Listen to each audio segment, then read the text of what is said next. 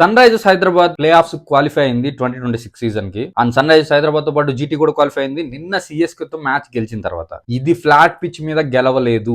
ఎవరైతే Sunrisers Hyderabad only flat pitches మీద ఆడుతుంది, స్లో పిచెస్ మీద అయితే ఆడలేదు అంటున్నారో వాళ్ళకి చెప్తున్నా, ఇది ఫ్లాట్ పిచ్ కాదు బ్రో, ఇది స్లో పిచ్. ఫ్లాట్ పిచ్ అనిపించింది but black soil pitch uneven bounce ఉంది. సో ఖచ్చితంగా ఇది నిన్న బ్యాటింగ్ అయితే అంత బాగా హెల్ప్ చేయలేదు. అందుకే సిఎస్కే వాళ్ళు టాస్ గెలిచి బ్యాటింగ్ తీసుకున్నారు చాలా తెలివిగా. వాళ్ళు కొట్టగలిగినంత స్కోర్ కొట్టారు అండ్ సన్ రైజర్స్ చేజింగ్ ఇచ్చారు. ఎందుకంటే సెకండ్ ఇన్నింగ్స్ లో పిచ్ ఇంకా స్లో అవుతుంది కాబట్టి. సో మీరు అనుకున్నట్టుగానే అదే స్లో పిచ్ మీద సన్ రైజర్స్ అడాప్ట్ అవ్వకపోవచ్చు, గెలవచ్చు అనుకున్నారు. బట్ సన్ రైజర్స్ బ్యాట్స్మెన్ మేము ఫ్లాట్ పిచ్ బుల్లీస్ కాదు, ఎక్కడ ఎలా ఆడాలో మాకు తెలుసు అని ప్రూవ్ చేశారు. ఎస్పెషల్ ఇషాన్ కిషన్ గానీ క్లాసెన్ గానీ అద్భుతంగా ఆడారు. ఇషాన్ కిషన్ అయితే సేవియర్ అనే చెప్పాలి నిన్న. సో పిచ్ స్లోగా ఉంది, దీన్ని కొట్టడానికి అంత ఈజీగా కుదరదు అనేది ఎప్పుడైతే రియలైజ్ అయ్యారో అప్పుడు ఇషాన్ కిషన్ స్లోగా పార్ట్నర్షిప్ బిల్డ్ చేయడం, ఒక ఎండ్ లో ఉండడానికి ట్రై చేశాడు. అండ్ క్లాసెన్ ఎప్పుడైతే రన్ రేట్ పెరిగిపోతుందని చూసాడో ఒక్కసారిగా 3-4 ఓవర్స్ మంచిగా బౌండరీస్ హిట్ చేసి రన్ రేట్ ని కంట్రోల్లోకి తీసుకొచ్చాడు. కంట్రోల్లోకి తీసుకొచ్చిన తర్వాత క్లాసెన్ అవుట్ అయినా ఇషాన్ కిషన్ దాన్ని ఈజీగా ముందుకు తీసుకెళ్లగలిగాడు. అండ్ మ్యాచ్ అయితే 1 ఓవర్ స్పేర్ తోనే గెలిచారు. ప్రజెంట్ థర్డ్ ప్లేస్ లో ఉన్నారు. ప్రాబబ్లీ